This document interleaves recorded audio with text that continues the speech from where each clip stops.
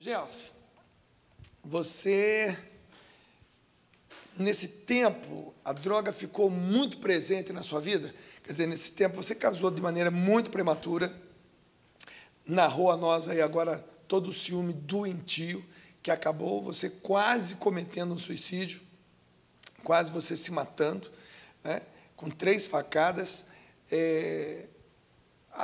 Você atribui isso também ao uso das drogas? E como é que as drogas realmente fizeram parte da sua vida? Eu já sofria, né, desse sentimento, desse ciúme doente. E lógico que isso, com a droga, né, com o álcool, isso ganha uma dimensão muito, muito grande. Você passou por várias internações. Várias internações, mas isso veio depois. Aliás, eu queria narrar aqui que quando aconteceu essa tentativa de suicídio, meu pai também já tinha falecido, né? E aí, como eu falei, fui socorrido pela minha irmã, fiquei um tempo me recuperando, eles cuidaram de mim, né, na casa dela, toda a família. Foi um amor que eu experimentei no tempo da recuperação junto deles. Só que eu desgostei do lugar, porque ela não saía da mente, aquele sentimento, né, que a gente se engana, pensa que é amor, mas não é, não saía do coração, não saía da mente. Eu preferi me afastar de vez do Sul para tentar esquecer. Foi aonde eu vim embora. Fui para o Rio, fiquei mais um tempo, voltei e permaneci em Sorocaba. Foi aí que foi mesmo morro abaixo, né? O alcoolismo passou a fazer parte mesmo com grande intensidade na minha vida, a droga. Houve tempo que eu virei andarilho, dormia na rua, passava fome, passava frio. Houve tempo que me prostituía, né, por necessidade, às vezes por um prato de comida, entende? Então, hoje, eu vejo pessoas, né, que vivem uma vida assim. Eu sinto no coração, né, o que é viver isso, porque eu vivi na pele, sabe? Claro que a gente sabe que tem pessoas que têm isso como uma profissão, mas tem pessoas que vivem essa vida porque não encontrou uma outra porta aberta, né? Então, isso fez parte da minha vida com muita intensidade. E aí veio a internação, né? Porque a consequência da droga, o álcool em grande escala, os delírios, né? Então, começou as internações em psiquiatria, hospitais psiquiátricos. Eu tive 15 internações em hospitais psiquiátricos na cidade de Sorocaba e algumas da região. Dessas 15, eu fui expulso 5 vezes de determinados hospitais, porque, Dunga, você vive aquela vida de trevas, você foi iludido, foi enganado, é assim que o demônio entra na vida do ser humano, engana, ilude, seduz, né? Porque ninguém começa uma vida no alcoolismo tomando 3, 4 litros de cachaça por dia, ninguém começa na vida da dependência da droga fumando, cheirando várias gramas de crack, de maconha, de pedra. Não, todo mundo começa sempre com aquela famosa cervejinha, aquela baladinha, aquele baseadinho, né? E isso vai sendo uma constante até chegar mesmo ao fundo do poço. Então, o que eu fazia? O demônio, primeiro, ele engana, ilude, seduz, escraviza e depois usa aquele filho de Deus que já está escravizado para escravizar outros. Eu fugia de madrugada desses hospitais. Fugia para ir numa boca de fumo, buscar maconha, para ir achar um bar 24 horas para comprar garrafas PET de cachaça. Voltava para o hospital antes da primeira medicação das 5 horas da manhã, escondia aquele material para no outro dia trabalhar esse material do inferno para vender lá dentro do hospital para os pacientes considerados pacientes lúcidos. Era isso que eu fazia.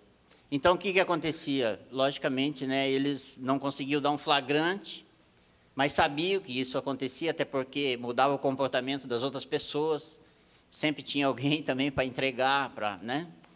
Então, vinha a alta por indisciplina, que é uma expulsão, né? Está expulso. Só que SUS é SUS, né? Passava 1 mês, 2, o Gelf estava lá virando cambota, delirando de novo de tanta droga, chegando o jacaré subindo nas paredes, né? Chegava naquele estado, ele era obrigado a receber. E era festa, né? Em algum hospital, porque eu já me tornei conhecido daí. voltava, olha quem chegou, o Gelf está aí de volta. Né? Daqui uns dias ele já está bom, já passou o delírio, aí nós vamos ter maconha para fumar, nós vamos ter cachaça para beber. Então era assim. Só que numa dessas internações, dessas expulsões, um desses médicos psiquiátricos, diretor também, um dos diretores do hospital, ele me chamou na sala dele. E eu percebi que ele estava com raiva, também não era para menos, né, fazer o que eu fazia, e além da narrativa da maconha, da cachaça rolando dentro do hospital, ainda houve uma agressão, porque alguém dedurou, eu agredi a pessoa, então foi um estrago muito grande. E ele, com raiva, ele falou para mim assim, eu vou dizer uma coisa para você, né, só nós dois dentro da sala, ele atrás da escrivania dele, eu na frente, coisa de 2, 3 metros. Você é um cara que não tem solução. Solução para você está aqui. Ele puxou a primeira gaveta da escrivania dele, só para me ver o que tinha dentro, ele não pôs a mão em nada. Né? E eu, de longe, eu vi um revólver, pelo tamanho, talvez um calibre 38, cano curto. Solução para você está aqui, ó, só uma dessa, e está resolvido o seu problema.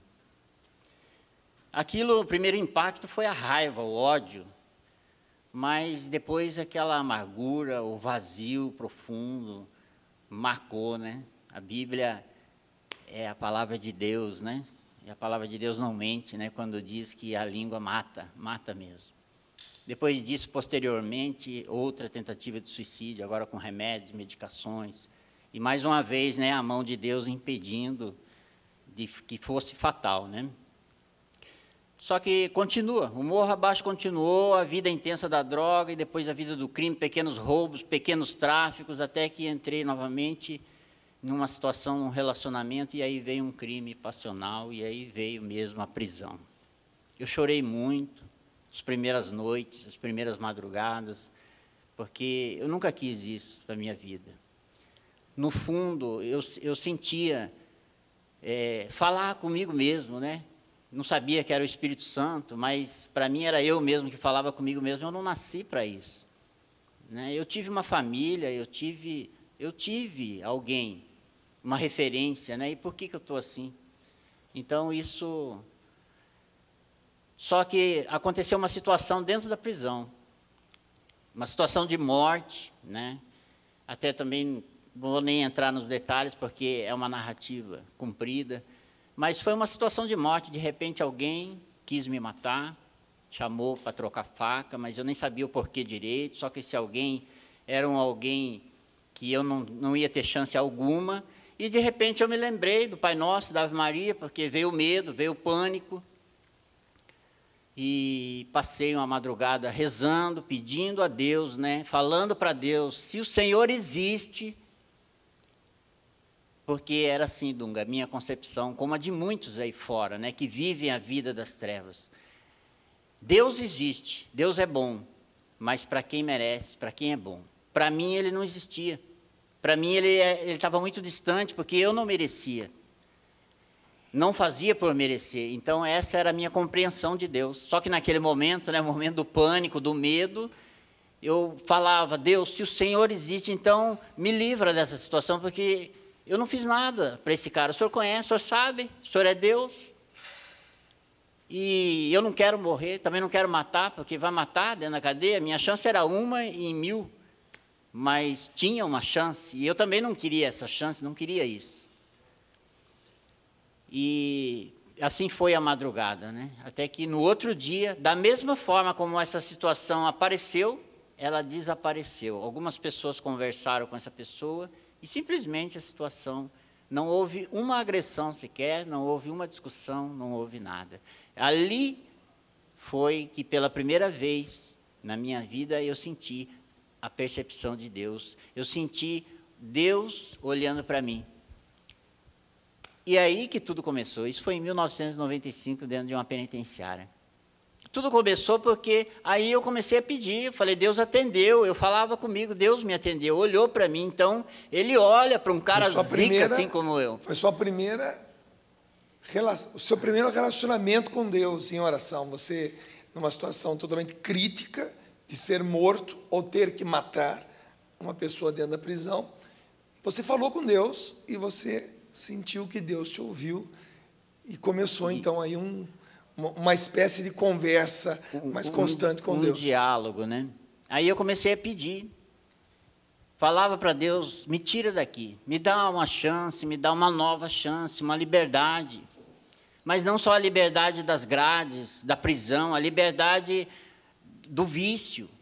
Né? Eu quero ter uma oportunidade de ter uma família lá fora, de ter uma esposa, de ter filhos, de ter um emprego, de ser uma pessoa honesta, de ter um lugar para retornar.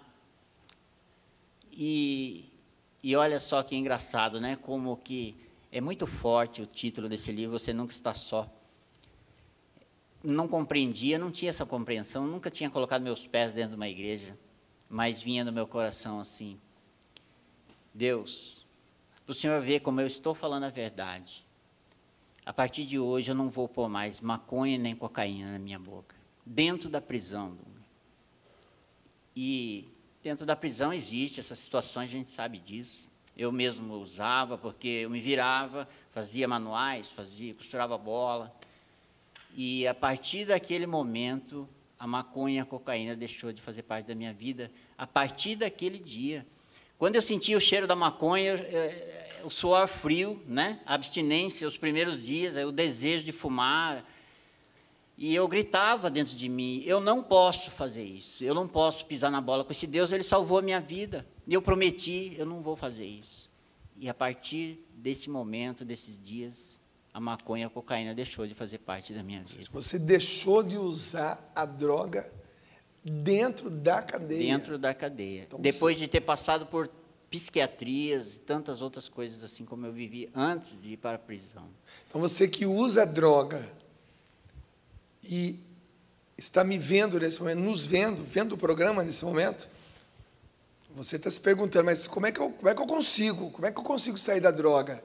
Então, está aqui, está dizendo para nós que dentro da cadeia, lugar onde se consegue droga com facilidade, infelizmente, essa é a realidade. Ele tomou uma decisão, ele, Deus, não vou colocar maconha na minha boca, não vou colocar cocaína no meu nariz, eu não vou cheirar, não vou injetar, não vou. E imagine tudo isso dentro da realidade. Talvez você não conheça a realidade de um presídio, de uma cadeia, mas você pode imaginar isso. Então veja que quando nós temos um propósito, e esse propósito é para com Deus, é possível.